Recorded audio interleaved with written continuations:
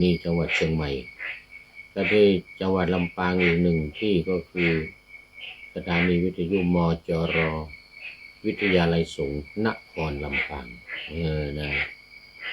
ดังนั้นก็ต้องอนุโมทนากับท่านผู้อำนวยการสถานีทุกแห่งทุกรูปแล้วก็ทุกคน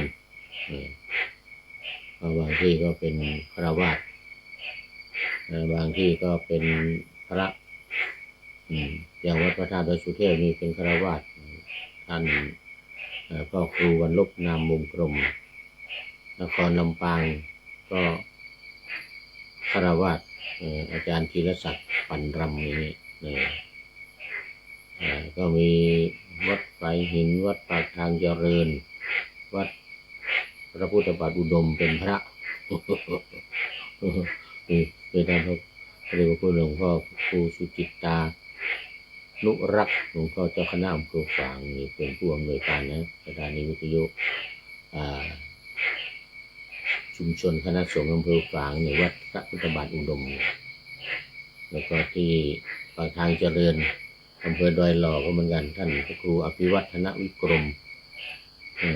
หลวงพ่อรองเจ้าคณะอำเภอดอยหล่อเป็นผู้อำนวยการวัดไผ่หินก็รู้กันดีท่านพระครูสมุวิสุวัฒน์วรกิจโยเจ้าอาวาสวัดไผ่หินเป็นผู้อำนวยการนี้นะแล้ววันนี้ก็บันทึกเสียงดึกไปนิดนึงเป็นรายการสุดท้ายละเขาเรียกว่ารอบดึกตัวนี้2:44เริ่มมานี่นะFC ทั้งหลายก็น่าจะเขาเรียกว่าม้อยหลับกันไปหมดแล้วม้อยกระรอกทางเหนือนี่ว่าม้อยกระรอกวะเนี่ยไม่เป็นไรว่าให้ผีฟังไปก่อน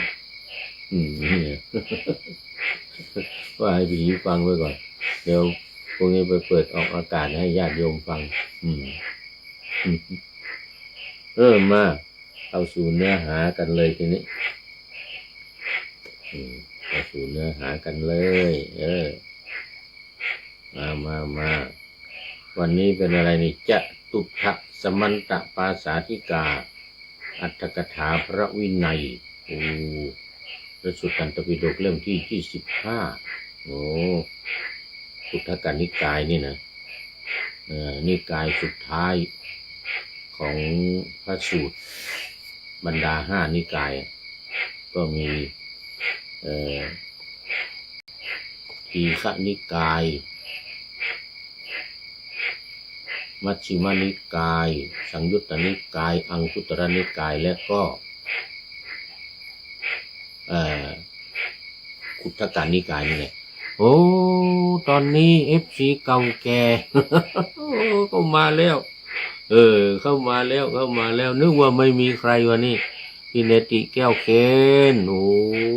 เขตลาดบูรณะฝนตกหรือเปล่าน้อนี่ฟังที่นี่เขามีกบมีเขียดร้องนี่เขาแป๊ก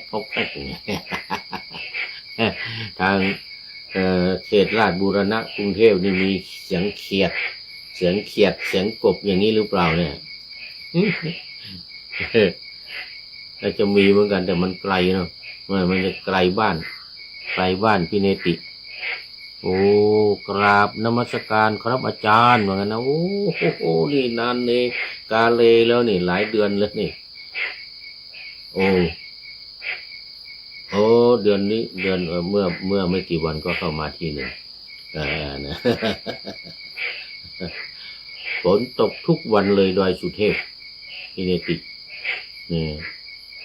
แล้วก็นี่บางทีก็กำลังหยุดไปนี่ถ้าตกตอนนี้ก็เสียงดังตักนี่ต้องเอาเครื่องบันทึกเสียงมาใกล้ๆมาตั้งไว้ตรงนี้เลยนี่เห็นแต่หน้านี่นะ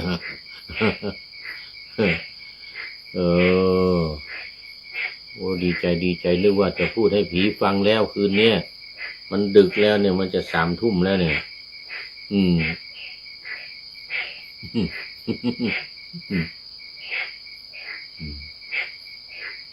แต่รายการนี้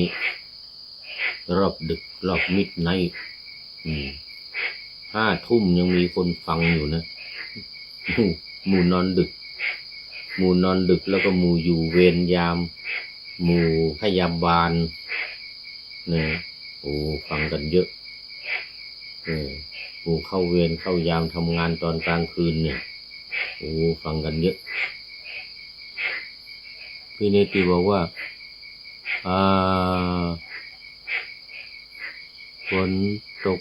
ตอนเย็นติดต่อกัน2 วันครับว่างั้นนะตกวันตอนเย็น2 วันแต่วันนี้ไม่ตกครับโอ้วันนี้ไม่ตกโอ้เชียงใหม่นี่ติดต่อกันมาหลายวันแล้ว4-5 วันแล้ว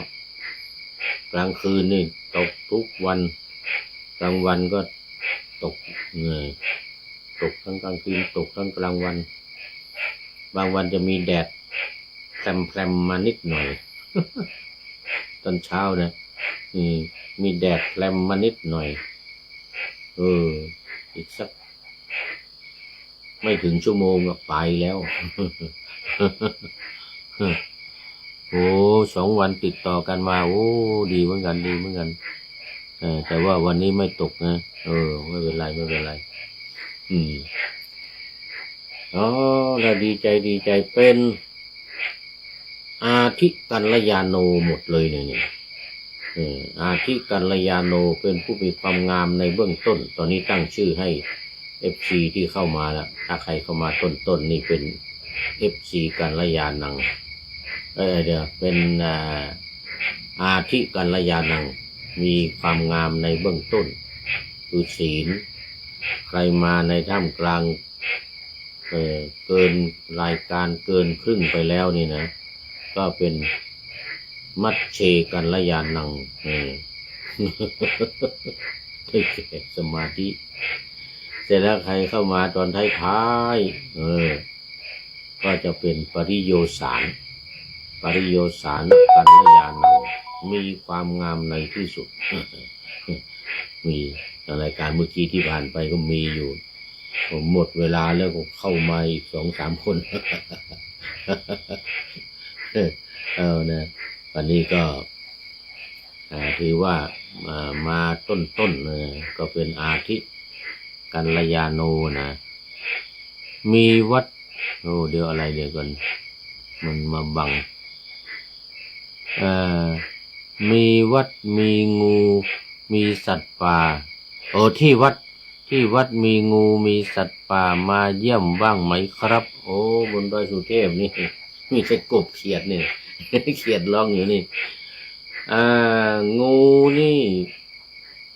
ไม่ค่อยเห็นนะแต่ก็เห็นว่ามีอยู่เหมือนกันนะมีอยู่เหมือนกันงูนี่นะแต่ตะขาบนี่เห็นบ่อยตะขาบนี่เห็นบ่อยนะ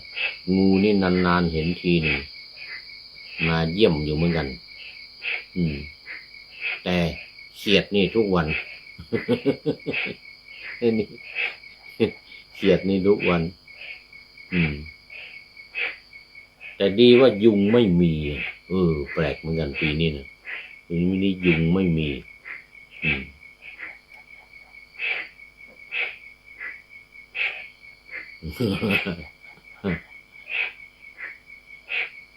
สัตว์ป่าอย่างอื่น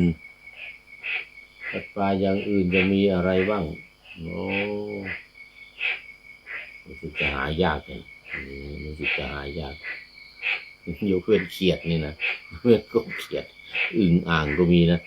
อึ่งอ่างบางทีอึ่งอ่างออกมาร้องว้าวเอามาโมทนาเอาละคราวนี้พระไตรปิฎกเล่มที่25เล่มแรกของพุทธกนิกายมันมีอยู่9 เล่มที่25ถึง33นี่9 เล่มนี้เป็นพุทธกนิกาย34ถึง45 12 เล่มนี่นั่นก็เป็นอภิ อภิธรรมปิฎกตอนนี้ขออาจารย์มาประเสริฐพีระวงศ์บรรยายให้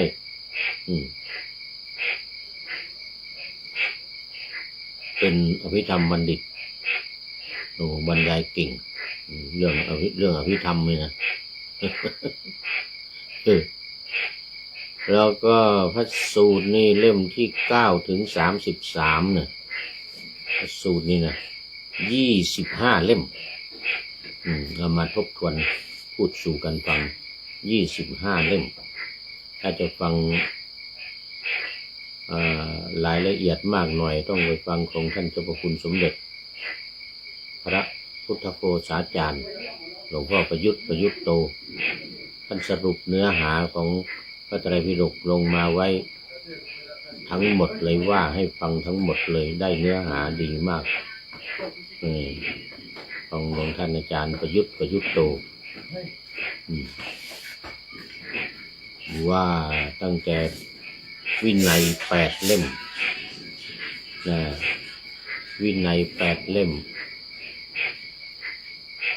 เล่มที่1 ถึงเล่มที่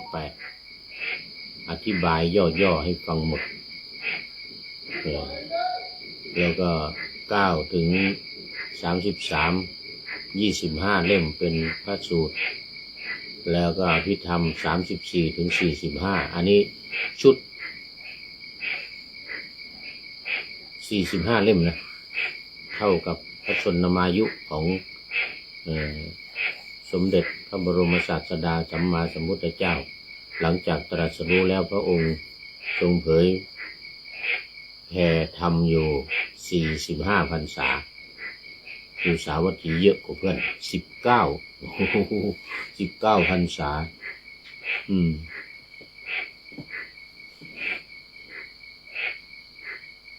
นอกนั้นก็ทีละ1 พรรษาส่วนใหญ่2 พรรษา3 พรรษาแม้แต่ดาวดึงส์เป็น1 พรรษานี่แต่สาวัตถีนี่เยอะกว่าเพื่อน19 พรรษาบุพารามก็ลองลงมา6 พรรษาเพราะบุพารามนี่ก็อยู่ใกล้สาวัตถีนี่เพราะนั้นก็อรรถกถาทั้งหลายอย่างวันนี้นี่ยังอยู่ในจุลวรรคขวรรณนาจุลวรรคขวรรณนาอรรถกถาพระวินัยมันมีอยู่อรรถกถามี2 อย่างนะพระวินัยกับอรรถกถาพระธรรมอรรถกถาพระธรรมเรียกว่าธรรมปทัฏฐกถามีทั้งหมด8 เล่มโดยพระเดชพระคุณพุทธโฆษาจารย์นี่เหมือนกันแต่พุทธโฆษาจารย์อินเดียนะไม่ใช่พุทธโฆษาจารย์นครปฐมนะท่านเจ้าพระคุณสมเด็จพุทธโฆษาจารย์นี่ไม่ใช่นะนี่พุทธโฆษาจารย์จากประเทศอินเดียไปเขียนอยู่ที่ประเทศศรีลังกาไปเขียนอยู่ที่ประเทศศรีลังกา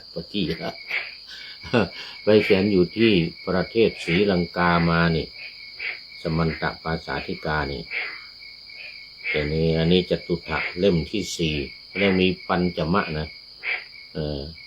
ปัญจมะสมันตปาสาธิกาเนี่ยเล่มที่5อันนั้นเป็นบริวารอันนี้เป็นจุลวรรคจะมีอยู่5 เล่มเล่มที่1ปธรรมะสมันตปาสาธิกานี่ก็เป็นเริ่มเรื่องเกี่ยวกับปาราชิกสิกขาบทมาเนี่ยเป็นอรรถกถานะส่วนเรื่องเล่มจริงพระวินัยจริงต้องเป็นเล่มที่1 ถึงเล่มที่8อันนั้นนี่เล่นตั้งแต่ปาราชิกรายละเอียดมา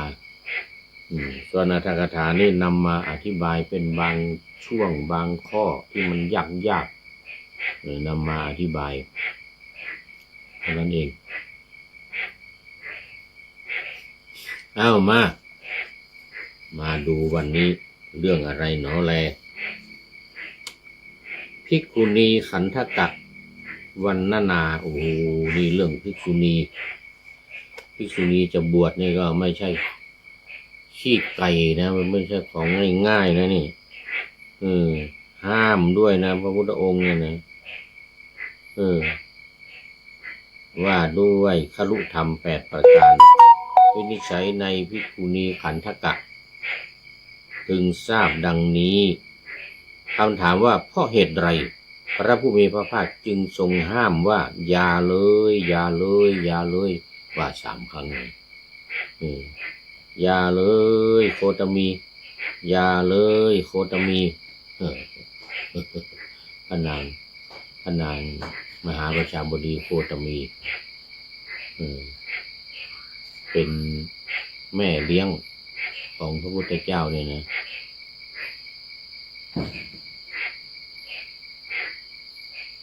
หลังจากประสูติได้7 วันเนี่ยพระนางสิริมหามายาก็ที่วงคตไปอยู่บนสวรรค์ชั้นดุสิตรอพระพุทธเจ้าไปแสดงธรรมให้ฟังจาก7 วันมาจนถึงโตขึ้นออกผนวดนี่นะพระนางมหาประชาบดีโคตมีนี่เป็นผู้ทรงดูแลเลี้ยงดูเขาเรียกว่าถ้าบ้านเรานี่เรียกว่าเลี้ยงมาตั้งแต่ตีนเท่าฝาหอยอะไรถึงน้องนี่นะเลี้ยงมาแต่ตีนเท่าฝาหอยนี่เป็นข้ออ้างที่ฉลาดมากเนี่ยของพระนางมหาประชาบดีโคตมีเนี่ยให้พระอานนท์ไม่ได้พูดเองด้วยนะ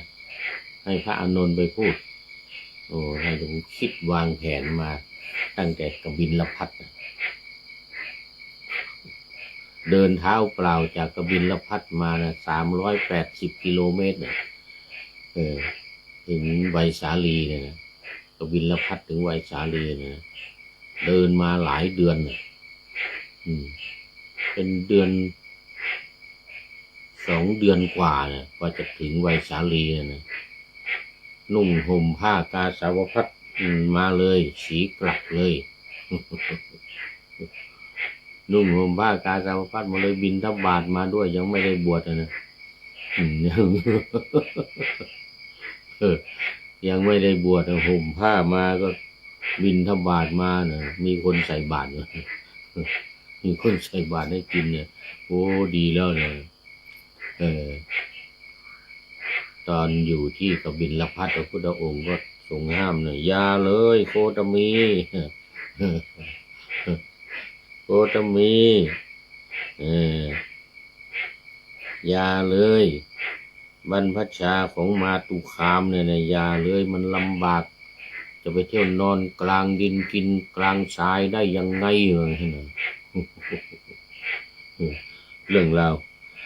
าวมามีตั้งแต่สมัยพระพุทธเจ้าเป็นกษัตริย์แล้วนะเรื่องห้ามผู้หญิงบวชนี่นะ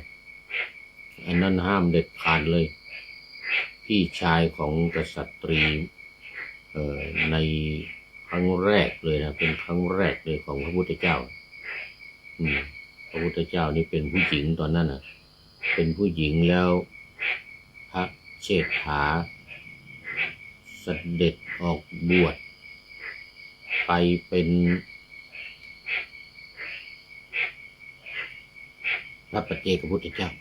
อยู่ในป่านู่นตุ้ยนุ้ยบิณฑบาตฉันเสร็จแล้วก็นอนเอกเนกไม่ทำอะไรเพราะว่าบรรลุแล้วก็ไม่สอนใครด้วยคราวนี้น้องสาวสิสืบราชสมบัติแทนเป็นกษัตริย์เป็นกษัตริย์ผู้หญิงมีวันหนึ่งก็ไปเยี่ยมเสด็จไปเยี่ยมพี่ชายที่บวชเป็นพระนะจะอยู่กินยังไงวันนั้นไปดูซะหน่อยไปถึงโอ้โห อ้วนตุ้ยนุ้ย บรรลุเป็นพระปัจเจกพุทธเจ้าแล้วปรากฏว่าไปถามเออไปขอสอนก็ไม่สอนไม่เป็นมันเป็นปัจเจก ก็ไปเห็นพระพุทธเจ้าเรานี่นะตอนนั้นเป็นผู้หญิงนี่นะไปเห็นโอ้พี่ชายเราทำไมโอ้โหเนี่ยอุตุนอนอุตุนี่เนาะ สบายดีเหลือเกินเหมือนกันนะเอาบ้างวันนั้นนะเอาบ้างหนูอยากจะเป็นพระเนี่ยปัจเจกพุทธเจ้าอย่างนี้แหละเนี่ยจะได้อ้วนท้วนสมบูรณ์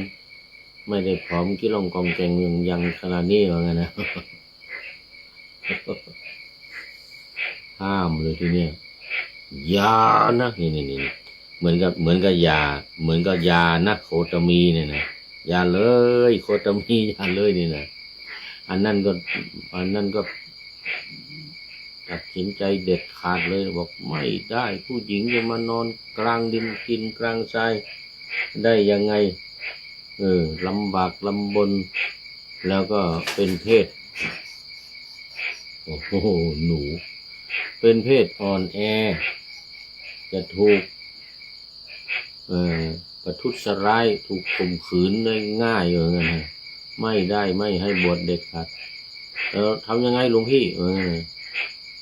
เรียกพระปัจเจกพุทธเจ้าเราเป็นน้องสาวคุ้นเคยกันหลวงพี่โอ้จะทำยังไงจะได้บวชเนี่ยต้องเป็นผู้ชายว่างั้นโอ้โห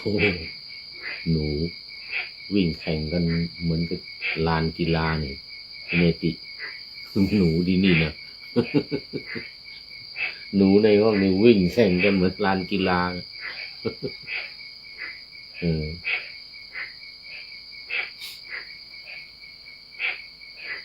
ต้องอธิษฐานให้เป็นผู้ชายก่อนแล้วจึงบวชได้อย่างนั้นนะถ้าเป็นผู้หญิงห้ามเด็ดขาดเลยตั้งแต่นั้นมาเริ่มอสงไขยแรกเลยนะ20อสงไขยแสนกับนะเริ่มครั้งแรกเลยทีเดียวเริ่มครั้งแรกโอ้โหเริ่มครั้งแรกเลยที่จะเป็นอยากจะบวชเอาแค่อยากจะบวชแต่ต่อมาก็อธิษฐานเป็นพระพุทธเจ้าอย่างว่า ครั้งแรกเลยเนี่ยเอาแค่อยากจะบวชเอาน้ำมันงามาแล้วก็เอามาใส่ในถ้วยเอาได้นี่นะมาทำตีนกาใส่เข้าไป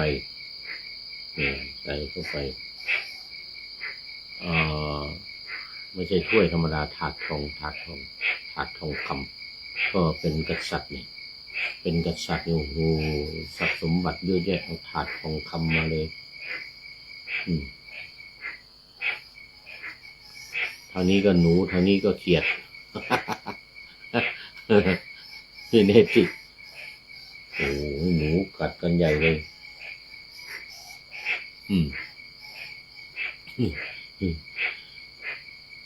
เอา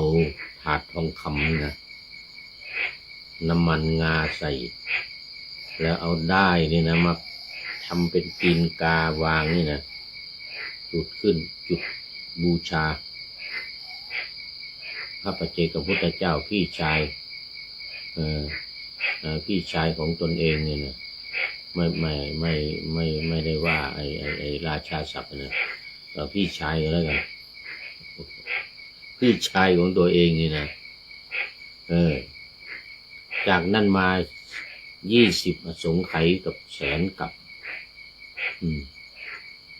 อันนั้นเป็นผู้หญิงอยู่500ชาติ500ชาติหลังมาชาติที่400 500นี่เป็นทอมนี่เขาเรียกว่าเป็นทอมเนี่ย เพราะว่าชาติสุดท้ายชาติที่400แล้วนี่นะไม่ไม่เป็นผู้ไม่เป็นผู้หญิงทำตัวเป็นทอมเป็นผู้ชายนุ่งกางเกงตัดผมเกรียนเหมือนผู้ชายไม่แต่งงานนะแต่ออกบวชอยู่ท้ายปีใกล้จะตายเนี่ยใกล้จะมรณภาพบวชทุกครั้งตอนเป็นทอมนั้นไม่ได้ออกบวชหรอกตอนเป็นทอมอยู่500 ชาติโอ้โหพระพุทธเจ้าเรานี่นะเป็นทอมอยู่500 ชาตินะ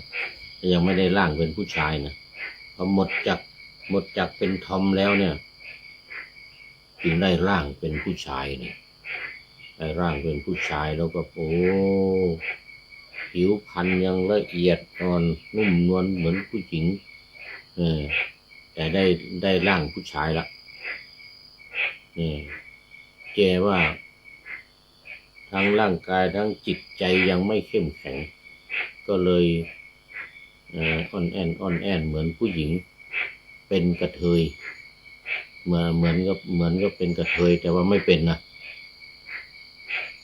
500 ชาติเป็นผู้ชายแต่ว่าร่างกายยังไม่สมบูรณ์จิตใจก็ไม่เข้มแข็งเลยเป็นกระเทยเหมือนกับกระเทยอ่อนแอนแต่ว่าไม่เป็นกระเทยนะไม่ได้ทำผิดศีลผิดธรรมนะแต่ถ้าปฏิบัติทำกรรมฐานถูกต้องทำอย่างจริงจังนะถูกต้องทำจริงจังบารมี10นี่บำเพ็ญโอ้โหเป็นธรรม500 ชาติโอ้ขนาดได้ร่างกายแล้วนะได้ร่างกายเป็นผู้ชายแล้วนะยังเป็นธรรมอีก500 ชาติโอ้ยังน้อยไป500 ชาติอะไอ้อสงไขยเนี่ยนับไม่ได้นะนับปีนับวันไม่ได้นะ1อสงไขยเนี่ยแต่ว่าไม่ใช่1นะ20เดี๋ยวไม่ใช่1อสงไขยนะแสนกับนี่ยังแค่เป็นเศษนี่พูดถึงเรื่องอะไรตอนนี้นี่พูดถึงว่าห้ามไม่ให้บวชเนี่ยห้ามมหาประชาบดีโคตมีไม่ให้บวชแล้วก็ย้อนไปตอนที่ตัวเองเป็นกษัตริย์เนี่ยโอ้ขนาดหนักเลยจากเป็นกระเทยได้ร่างผู้ชายแล้วเป็นกระเทยอยู่อีกคือไม่เป็นนะแต่ว่ามันไม่เข้มแข็งอ่อนแอนแล้วพอท้ายปีก็บวชอีกเหมือนกันออกบวชทุกครั้งเลยหลังจากได้ร่างกายเป็นผู้ชายแล้วก็จึงมาเป็นผู้ชายเต็มตัวบึกบึนสวยงามรูปร่างหน้าตาหล่อเหลาเริ่มคราวนี้เริ่มแต่งงานเริ่มมีงานมีบ้านมีช่องบางชาติเป็นกษัตริย์บางชาติเป็นพราหมณ์บางชาติก็เป็นชาวไร่ชาวนาบางก็เป็นอะไรเนี่ยนะก็แต่งงานอะไรกันมาเรื่อยพระนางพิมพานี่มาเริ่มตอน4อสงไขยนี่เอง16อสงไขยผ่านไปแล้วยังไม่เกิดโอ้ตอนนี้ขอต้อนรับคุณโยมจันเพ็ญคำโพธา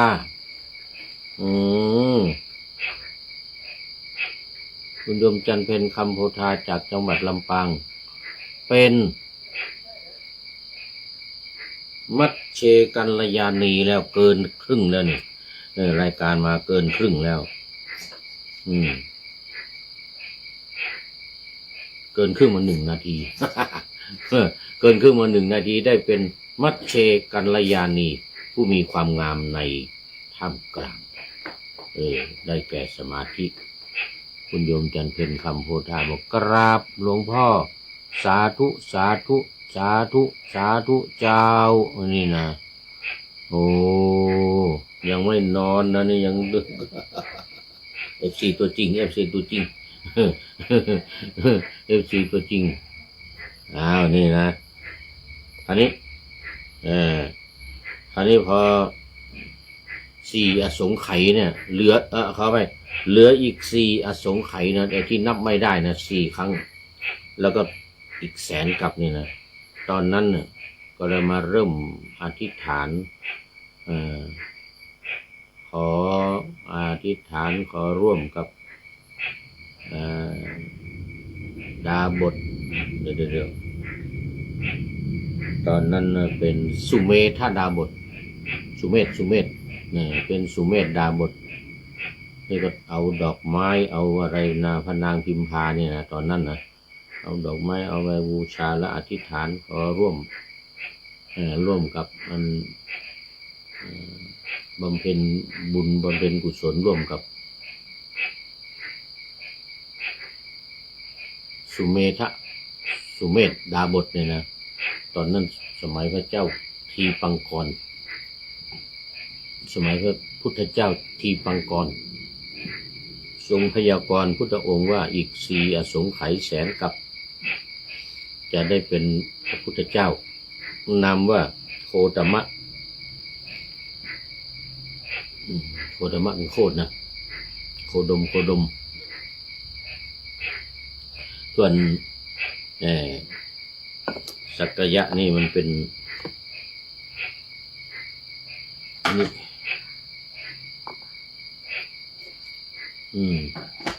จะอื่นแสดงว่ามีคนพูดถึงเล่าขวัญ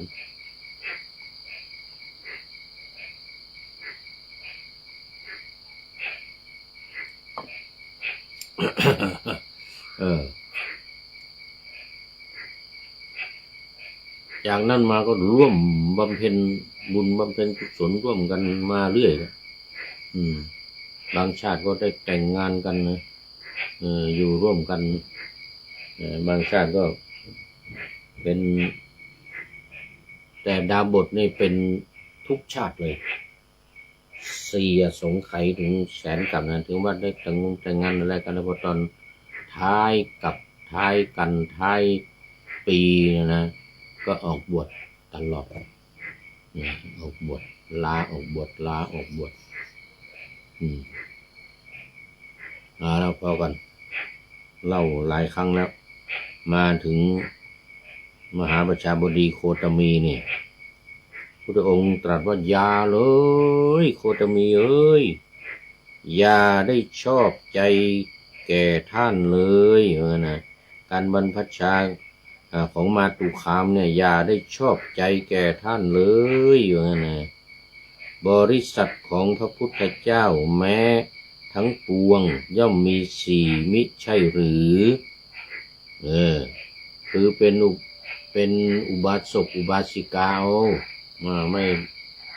แต่มันมีภิกษุณีอุบาสกอุบาสิกานี่มีภิกษุณีนะบริษัทของพระพุทธเจ้าทุกพระองค์นี่นะทั้งปวงเลยนี่นะตั้งแต่อดีตมาเนี่ยเท่าเม็ดหินเม็ดทรายนี่นะมันมีภิกษุณีนี่มีภิกษุณีไม่ใช่หรือเหมือนกันนะตอบว่าบริษัทของพระพุทธเจ้าแม้ทั้งปวงมี4ก็จริงถึงกระนั้นพระผู้มีพระภาคทรงมีพระประสงค์จะยังพระนางมหาประชาบดีโคตมีให้ลำบากแล้วจึงทรงอนุญาตทำให้เป็นของสำคัญให้เห็นว่าเป็นสิ่งสำคัญนะเนี่ยอย่างเนี้ยทำอย่างเนี้ยให้เห็นว่าความยากลำบากนี่เป็นสิ่งสำคัญนะสตรีทั้งหลายจะคิดว่าบรรพชานี้เราได้ยากทำให้มันยากทำให้ยากไว้380 กิโลเดินประทับเดินจากกบิลพัสมา ไวยสาลีมาเมืองไวยสาลีนี่นะมาถึงต้องวางแผนกันกับพระอานนท์เนี่ยนะให้ไปพูดยังไงให้พระพุทธเจ้ายอมวะเนี่ยนะหนึ่งในจำนวนนี้ก็คือตีนเท่าฝาหวยนี่แหละจำนวนที่พระนางมหาประชาบดีโคตมีคบคิดกันวางแผนให้พระอานนท์ไปกราบทูลพระองค์นะเนี่ยมหาประชาบดีโคตมีเนี่ยเลี้ยงพระองค์มาเนี่ยตั้งแต่ตีนเท่าฝาหอยนี่นะจำนวนจำนวนวิเนติเด็กตีนเท่าฝาหอยนี่นะเป็นสำนวนจริงใหญ่เท้าใหญ่กว่าพระพุทธเจ้าเนี่ยไม่ใช่ฝาหอยนะเป็นการเปรียบเทียบสำนวนเท่านั้นเองคือสำนวนว่าเลี้ยงมาตั้งแต่เล็กๆว่างั้นเลี้ยงมาตั้งแต่เล็กๆตัวเท่ามดเท่ายุงเปรียบเทียบอย่างนี้วางแผนอย่างนี้ให้พระอานนท์ไปพูดว่าพระพุทธองค์เนี่ยทรงแสดงธรรมเรื่องกตัญญูกตเวทีไม่ใช่หรือทำท่าถามไปถามพระพุทธเจ้าพระอานนท์นี่นะพระพุทธเจ้าก็จริงไม่ใช่ไม่จริงตรัสแล้วด้วย เพราะฉะนั้นว่างั้นพระนางมหาประชาบดีโคตมีเนี่ยให้กระหม่อมมากราบทูลพระพุทธองค์ว่าขอจงได้มีความกตัญญูกตเวทีต่อผู้มีพระคุณเหมือนกับสอนคนอื่นว่านะวางแผนนะอะไรโคตมีเนี่ยนะมาก็ห่มผ้ามาแล้วเนี่ยห่มผ้ากาสาวพัดมาตั้งแต่กรุงกบิลพัสเนี่ยพร้อมกับสากิยานีทั้งหลาย3 4 500นะจะมากจะน้อย500ไปก่อนนี่อาจจะเกินก็ได้สากิยานีทั้งหลายโอ้เดินมาด้วยความยากลำบากนอนกลางดินกินกลางทรายบิณฑบาตมาด้วยยังไม่ได้บวชบิณฑบาตมาด้วยไม่มีอะไรกินเลยบิณฑบาตมาขอกินมาเหมือนกับบวชแล้วเนี่ยนุ่งผ้ากาสาวพัสโอ้เหมือนกับ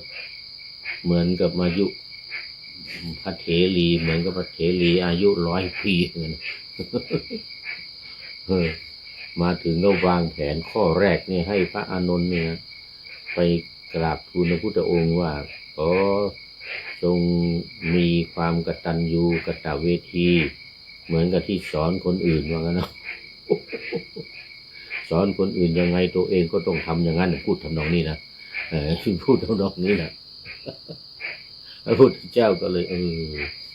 เข้าใจพูดเลยเข้าใจวางแผนกันดีเลย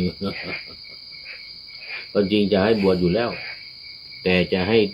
ห้รู้จักความลำบากอย่างที่ว่าเมื่อกี้เนี่ยจะให้ภิกษุณีทั้งหลายแต่ที่จะบวชเนี่ยไม่ใช่ว่าบวชได้ง่ายๆนะเสร็จแล้วเดี๋ยวจะมีคุรุธรรมว่าโดยคุรุธรรม8 ประการเนี่ยนะ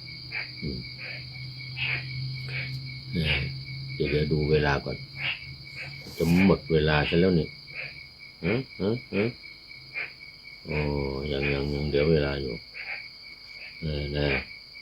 นี่เป็นหนึ่งนะในเหตุผลที่วางแผนเนี่ยจะจมวางแผนโยมจันเพ็ญมหาประชาบดีโคตมีนี่จอมวางแผนนะจอมแผนพระพุทธองค์สอนคนอื่นเนี่ยให้เป็นคนมีความกตัญญูกตเวทีไม่ใช่หรือว่าเขาไปถามก่อนจะรายงานก็ไปถามก่อนจริงหรือเนี่ยพุทธองค์ก็ตรัสตอบจริงเนี่ยต้องแสดงความกตัญญูกตเวทีต่อผู้มีพระคุณเพราะฉะนั้นขอพระองค์เนี่ยแสดงความกตัญญูกตเวทีต่อ พระนางมหาประชาบดีโคตมีผู้เป็นแม่เลี้ยงพระพุทธองค์มาตีนเท่าฝาหอยนี่นะ เป็นหนึ่งในเหตุผลที่พุทธองค์ยอมเลยยอมมึงนะมีเหตุผลดีนี่วางแผนมาดีนี่ วางแผนมาดีมากโยมจันเพ็ญโอ้นี่วางแผนมาดีมากไงก็เลยยอมไป1 ข้อนะ1 ข้อต่อไปอีกข้อหนึ่งข้อที่2คำถามอีกแล้วยิงคำถามก่อน ยิงคำถามก่อนตอนนี้พระพุทธองค์ยอมมา1 ข้อละยอมให้บวชยอมให้ภิกษุณียอมให้บวชเนี่ยนะ1 ข้อละข้อ2ว่ามาว่าไงวางแผนยังไง บอกว่าวางแผนข้อ2ให้บอกว่าถามยิงคำถามผู้หญิงเนี่ยถ้าปฏิบัติถ้าได้บวชแล้วปฏิบัติเนี่ยจะได้บรรลุไหมว่านะมีไหมแล้วจะได้บรรลุไหมนะโอ้โหจนแต้มเลยทีเดียวพุทธเจ้าจนแต้มเลยเพราะอะไรผู้หญิงที่ปฏิบัติเนี่ยก็สามารถบรรลุได้ใช่ไหมพุทธองค์ก็ต้องตอบว่าได้เพราะว่าในโลกนี้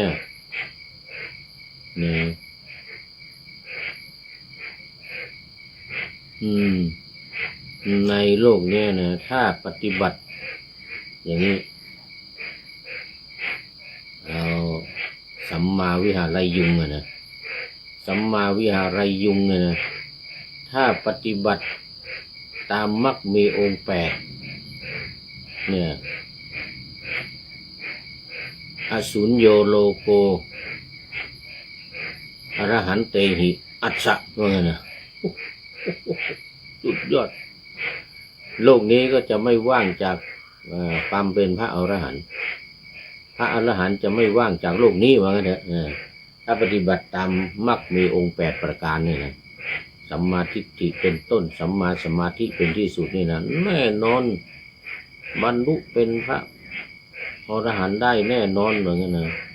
เพราะนั้นผู้หญิงเนี่ยถ้าปฏิบัติตามมรรคมีองค์8เนี่ยก็มีโอกาสบรรลุเป็นพระอรหันต์ได้เพราะฉะนั้นอย่างนั้นนะสรุปว่าเพราะฉะนั้นขอพุทธองค์ได้อนุญาตให้ผู้หญิงบวชเถิด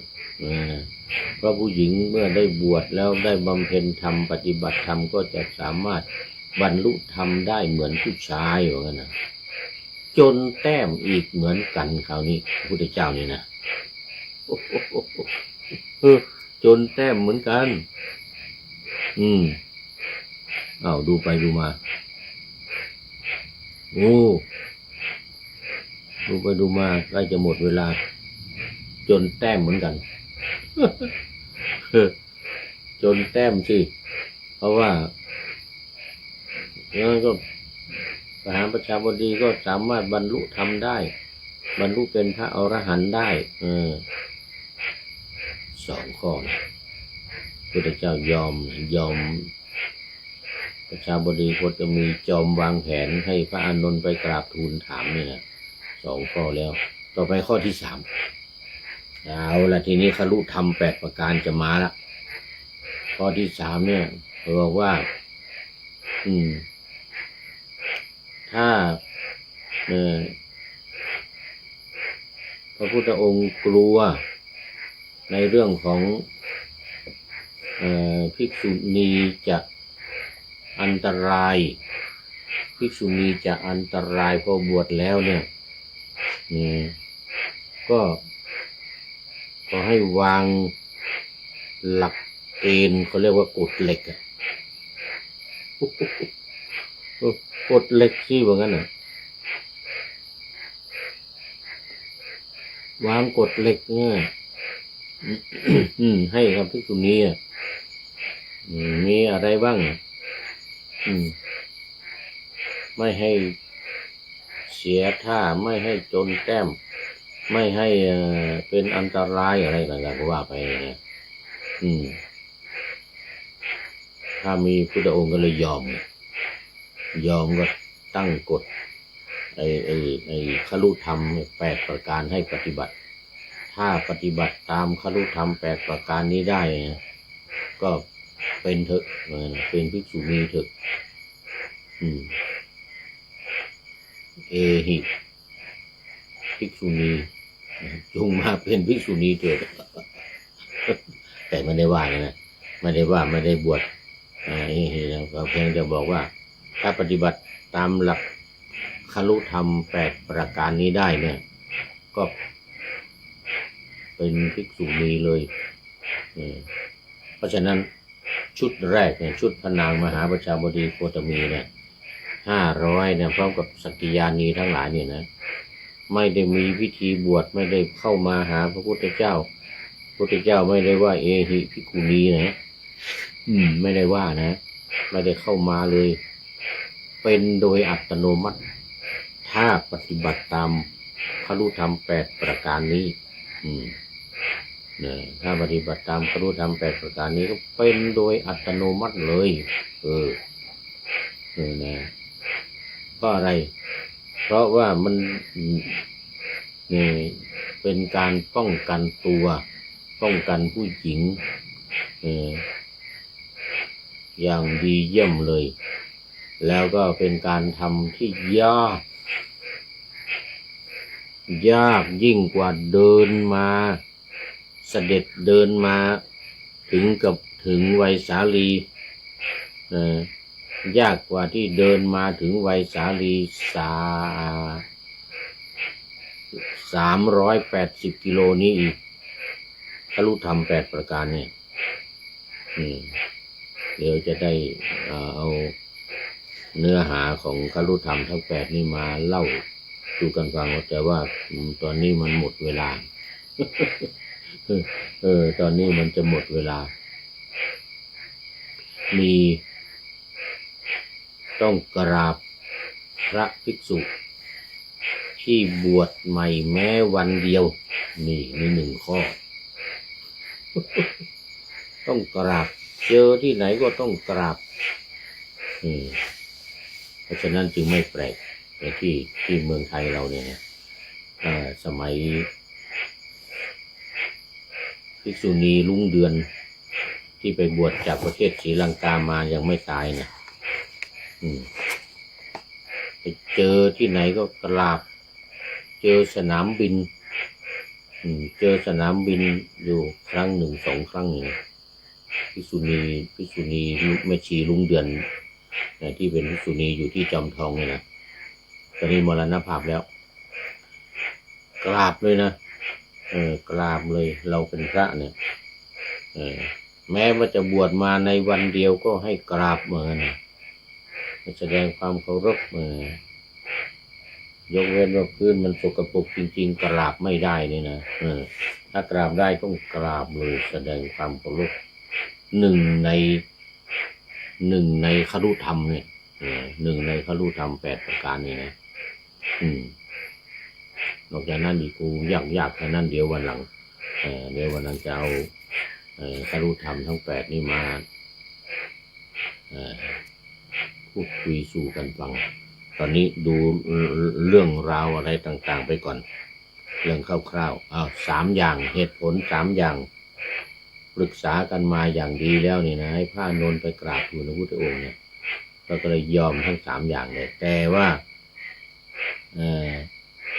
ทำคฤธรรม8ประการเนี่ยเสนอให้ไป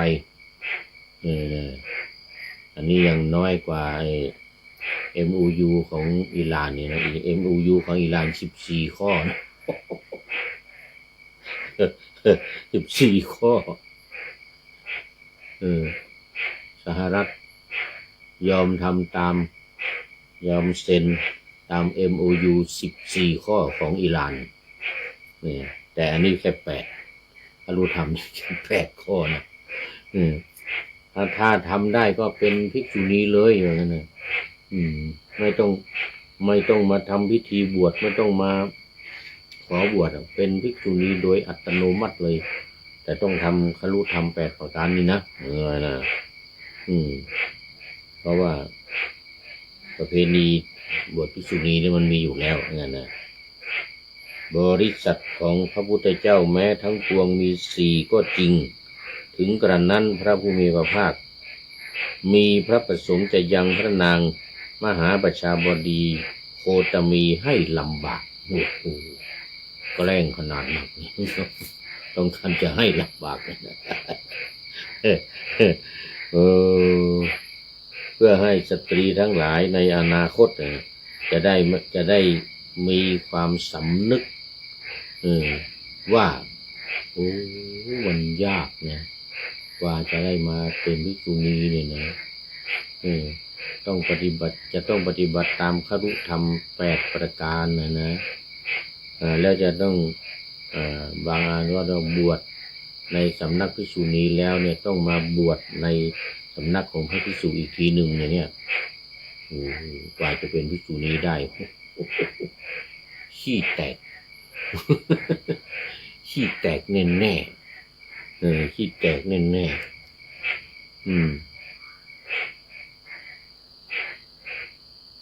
เป็นต้นนะเป็นต้นคาถาว่าด้วยคฤธรรม8ประการเอาไว้ก่อนแล้วกันหมดเวลาวันนี้หมดเวลามาเห็นไหมมีโยมจันเพ็ญคำโพธาเป็นท่านสุดท้ายนอกจากเป็นปริโยสานกัลยาณีแล้วเนี่ยก็ยังเป็นผู้ที่เข้าสู่เส้นชัยของรายการในวันนี้เป็นท่านสุดท้ายโมทนาเป็นอย่างยิ่งเอามาดูอันนี้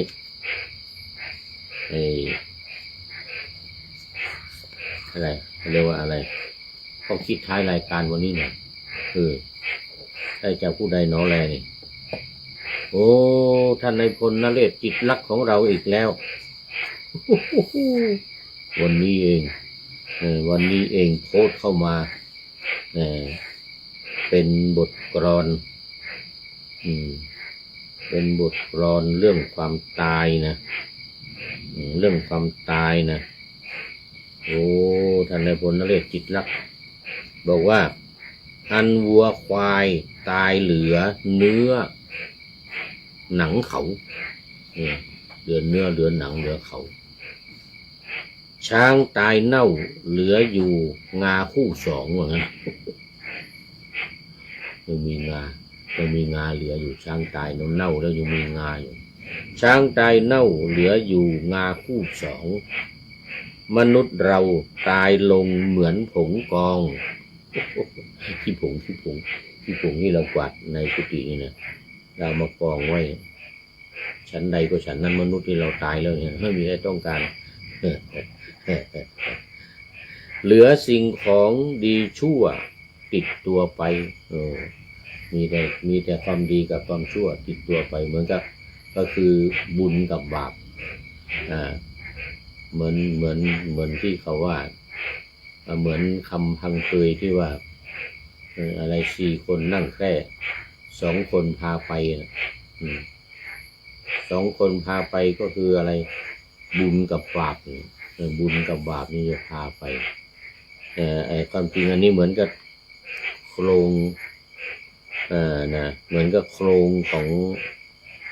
อันนี้นะที่ว่าอะไรโททนเสน่ห์คงสำคัญหมายในกายมีเนี่ย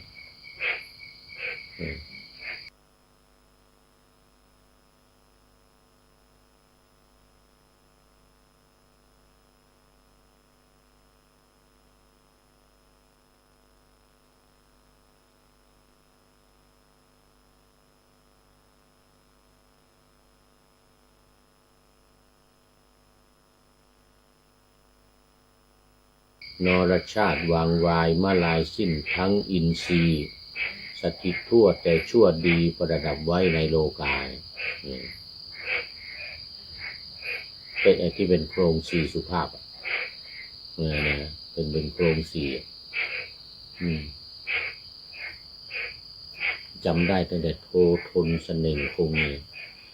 โททนเสน่ห์คงโททนก็คืองาสองอันเนี่ยทนทันตะงานี่คือว่าเป็น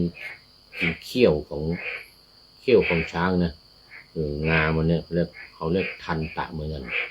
โททนเสน่ห์คงสำคัญหมายในกายมีนรชาติวางวายมาหลายชิ้นทั้งอินทรีย์บางทีอ่านเป็นนอนนะท่านนอนชาตินี่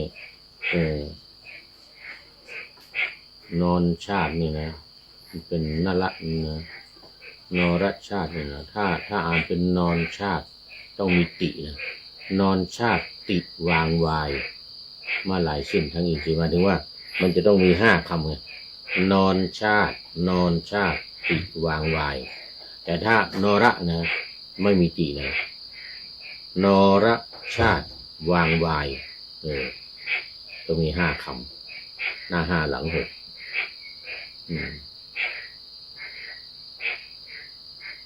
โอ้มันไม่ใช่โครงสี่สุภาพว่าผิดไปกาบยานีโอ้สมองคิดเถอะกาบยานีเป็นกาบมันจะมีกาบยานีกาบสุรางคนางกาบอะไรนี่แต่กาบยานีนี่มีข้างหน้ามี5ข้างหลังมี6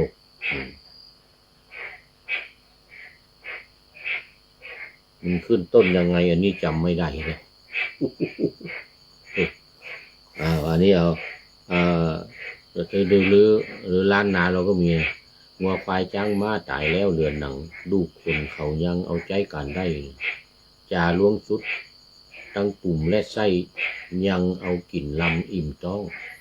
มนุษย์เขาตายสหายพี่น้องใครยังห่วงข้องอะไรสุดแต่ดูพวกยังเอาขว้างไก่กลัวเป็นโพยภัยผีจักหลอกบ้านผีจักหลอกบ้านคนเฮาเกิดมาเมื่อควรดีย่านเมื่อควรขี้ค้านการกระทำดีกันตายไปแล้วดูพวกเป็นผีผ้าห่มสลีเขาก็เบาหื้อชุดเตมอนที่ใครสีดำคือตื้อเขาก็บ่หื้อเอาไปตุยความดีเท่านั้นเป็นสิ่งงามสวยจักล่ำจักรวยในภายภาคหน้ามันเป็นคำเมืองคำเมืองเนี่ยอันนี้ก็มีหลายสำนวนนะมีหลายสำนวนแต่อันนี้ของท่านนายพลนเรศจิรักษ์นี่บอกว่าอันวัวควายตายเหลือเนื้อหนังเขาช้างตายเน่าเหลืออยู่งาคู่2มนุษย์เราตายลงเหมือนผงกองเหมือนขี้ผงเลยนะเหลือสิ่งของดีชั่วติดตัวไปอันนี้เยอะแต่งกันเยอะแต่งกันเยอะอันนี้ขอบคุณท่านนายพลนเรศจิตรักษ์ที่ส่งบทประพันธ์อันนี้เป็นกลอน8นะมาให้เรื่องดีเรื่องชั่วติดตัวไปอย่างอะไรอย่างอื่นไม่มีทางนั้นต้องทิ้งไว้ในโลกนี้ทรัพย์สมบัติก็ให้แก้วมารุนเอาละโมทนาขอบคุณท่านนายพลนเรศจิตรักไว้นะที่นี้เป็นอย่างยิ่งขอนำพระไตรปิฎกลอยฟ้าไปจากผู้ฟังทั้งหลายในโลกล่างวันต่อไปจะได้จรย้อนกลับมาสู่สถานีใหม่ให้ท่านฟังอย่าลืมเปิดวิทยุหรือเครื่องรับโทรศัพท์โมบายคอมพิวเตอร์ผัง YouTube เฟซเพจไลน์ให้ดังเพื่อชมฟังรายการวันต่อไปขอทุกท่านมีความสุขทุกคืนวันนำธรรมะประกอบการงานทั้งหลายเช่นขยันทำงานทางวาจากายใจขวัญขวายกิจการงานนานาโอ้ นี่มีFC ทองสุขพิริยะจิระอนันต์โอ้นี่เก่าละโอ้เก่า FC เก่าแก่ทองสุขนี่นะแต่ว่าจำไม่ได้แล้วอยู่ไหนยังไง มันนานแล้วพิริยะเดี๋ยวต้องเข้าดูโปรไฟล์อีกทีหนึ่งพิริยะจิระอนันต์โอ้โหจิระอนันต์นี่FC มาสุดท้ายจริงๆเข้าสู่เส้นชัยของรายการเป็นปริโยสานะกัลยาโนทองสุขพิริยะจิระอนันต์โมทนาไว้ทีนี้เป็นอย่างยิ่งบำเพ็ญสาธารณประโยชน์เว้นสิ่งที่มีโทษโหดเยี่ยงสาประกอบแต่กรรมดีมีราคาแสวงหาเงินทองครองใจคนเสียสละพลทรัพย์นับมากน้อยไม่ให้ล้านก็ให้ร้อยไม่ด้อยผลเอื้อคนรวยช่วยคนยากฝากคนจนให้ทุกคนเท่ากันมาตรฐานเดียวขอเจริญพร